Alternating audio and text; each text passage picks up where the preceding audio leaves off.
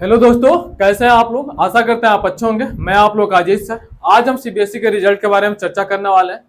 Mostly 3 point हम लेकर के आए हैं। पहली बात हम ये करने वाले हैं भैया, जो आपके मार्केट में पूरे फेक न्यूज जो चल रहे हैं उसके बारे में, उससे आप सतर्क रहिए। क्या क्या चीजें हैं उसके बारे में चर्चा करेंगे। दूसरी बात, क्या एक्सपेक्टेड डेट्स है रिजल्ट आने की, यहाँ पे जो लिखा है और जो चर्चा होगा उसमें थोड़ा सा डिफरेंस है, तो आइए देखते हैं। और दूसरी बात, क्या फेल होने के चांसेस है, क्या पास होने के चांसेस है, क्या परसेंटेज रहेंगे फेल होने के, क्या पास होने के परसेंटेज रहेंगे।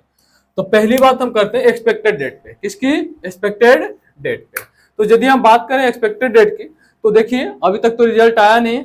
दूसरी बात, अलग अलग लोग मतलब अलग अलग तरीके की भ्रांतियां बना रखे हैं कि जो रिजल्ट आने वाला है वो हाफवे मेथड में आने वाला है। किसमें आने वाला है? हाफवे मेथड में। और उसमें वो बता रहे हैं कि 7 को आने वाला था, सॉरी 7 को तो नहीं, 9 को आने वाला था पेपर रिजल्ट, और 9 के 11 बजे से आने वाला था, जो कि अभी तक नहीं आया। ठीक है, और ना ही आने वाला है, क्योंकि सीबीएसई कभी भी डेट रिलीज करती ही नहीं है कि हमारा रिजल्ट इस दिन आने वाला है। दूसरी बात यह है कि भाई 20 लाख 25 लाख बच्चे क्लास 10th के हैं, 18 लाख ही तुम्हारे 12th के हैं। मतलब कि 20 लाख बच्चों का यदि एक साथ रिजल्ट सीबीएसई नहीं दे सकता है, तो फिर तो सोचने वाली बात है ना भाई। अलग अलग जो एनटीए हैं, संस्थाएं हैं जो बड़ी बड़ी, 35-35 लाख बच्चों का रिजल्ट एक दिन में दे देती हैं, और इन्हें हाफवे मेथड इस्तेमाल करना पड़ेगा। ये बिल्कुल फेक है, और बिल्कुल इस पे आप भरोसा मत करिए और इन सब चीजों के चक्कर में मत पड़िए। ठीक है, क्योंकि ये सारी चीजें इरिटेट करती हैं, परेशान करती हैं। आप सोचो तो, मान लो आधे लोगों का रिजल्ट आ गया, आधे लोगों का रिजल्ट 4 दिन बाद आ रहा है, उन पे क्या बीतेगी जिनका रिजल्ट नहीं आया होगा दूसरों का देख करके। यदि बगल वाले में कोई फेल हो गया है तो बेचारा दूसरा अलग परेशान रहेगा, मम्मी पापा अलग पूजा पाठ कर रहे हैं। समझ में आ रही बात है? तो ऐसा कुछ नहीं होने वाला, रिजल्ट एक ही दिन में आएगा और एट अ टाइम आएगा, भले सर्वर क्रैश कर जाए, वैसा होगा नहीं। अब एक्सपेक्टेड डेट की बात करते हैं, तो देखो 10th मई को तो रिजल्ट आने वाला नहीं है, ना ही 11th को आएगा, ना ही 12th को आएगा। रीजन, 10th को है सैटरडे, जो कि हॉलीडेज में आता है। यहाँ पे है संडे।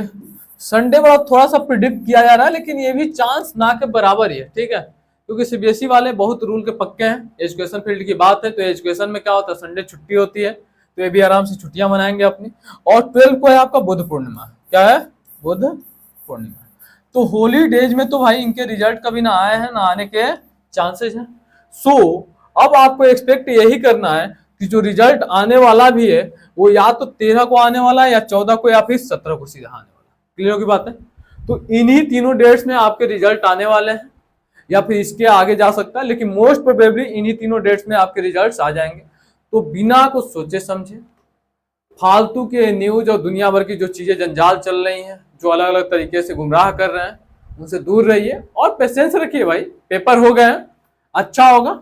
और सीबीएसई का रूल रहा है भाई कि मोस्ट ऑफ द स्टूडेंट्स को पास करने की कोशिश ही करते हैं। ठीक है, किसी को फेल करने की कोशिश नहीं करते, क्योंकि एक तो मास्टर खुद ही ग्रेस देता है तुम्हें। जब फेल होने वाला बच्चा जो होता है उसको खुद ही कोशिश करता है कैसे भी पास के नंबर पे लेके जाए। दूसरा, सीबीएसई खुद अपना रूल बना रखा है कि यदि मान लीजिए 3-4 नंबर से बच्चे फेल हो रहे हैं, 5-6 नंबर से फेल हो रहे हैं, उन्हें ग्रेस मार्क्स दिए जा सकते हैं। तो फिर दिक्कत क्या है? पास होने के पूरे चांसेस हैं और अच्छे परसेंटेज बनेंगे मैक्सिमम बच्चों के। ठीक है, तो पैनिक मत होइए, आराम से खाइए पीजिए, तैयारी कीजिए। क्या आपके प्लान्स हैं, जो स्टडी प्लानिंग चल रही है, जो कॉलेज प्लानिंग चल रही है, उस पर फोकस रखिए, सब कुछ बेहतर होगा। Thank you, bye bye, Tata.